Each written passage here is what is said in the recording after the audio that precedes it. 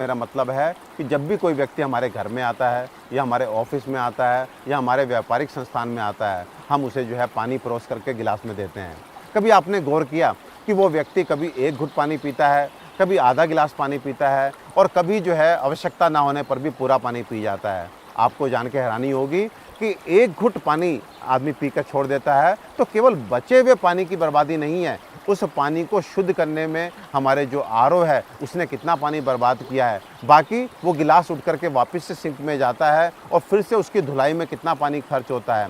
और साथ में जो व्यक्ति प्यास ना होने पर भी पानी को पी जाता है क्योंकि उसके शरीर की आवश्यकता नहीं थी, इसलिए आधे घंटे बाद, 1 घंटे बाद शरीर जो है मूत्र के रूप में उस पानी को निकाल देता है। उसके बाद फ्लश करना, हाथ धोना इत्यादि यदि हम सबको जोड़ें तो आपको जान के हैरानी होगी कि यदि हमारे देश में हम कुल परिवारों की संख्या देखें, व्यापारिक संस्थानों की संख्या देखें तो लगभग 30 करोड़ जगह ये काम यदि एक बार भी दिन में होता हो तो ये आंकड़ा 300 करोड़ लीटर पीने योग्य पानी की बर्बादी का बैठता है। तो भाइयों, मैं आपसे कहना चाहता हूँ कि आप मेहमान नवाजी का तरीका बदलें, यानी कि जिस तरह आप किसी को खाने पे बुलाते हैं और डाइनिंग टेबल पे आप सब्जी का, दाल का, सलाद का आप बाउल रख के उसके सामने खाली प्लेट रख करके जो है उसको स्वतंत्र छोड़ते हैं कि वो अपनी इच्छा के अनुसार जो है कितनी मात्रा में खाना है, कौन सी चीज़ खानी, आप स्वतंत्र छोड़ते हैं। और आपसे एक बात पूछता हूँ, यदि वो व्यक्ति जो है आधी कटोरी सब्जी, आधी कटोरी दाल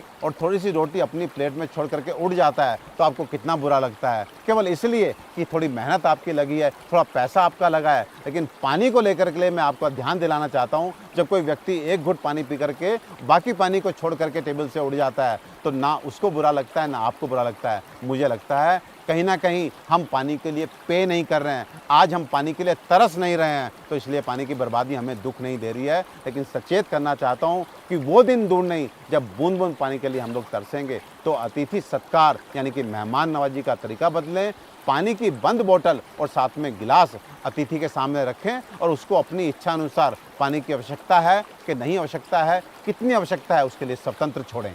भाइयों, किस बात का इंतजार कर रहे हैं? आखिर कब तक सरकारों को कोसते रहेंगे? कौन सा सामाजिक संगठन हमारी मदद कर पाएगा?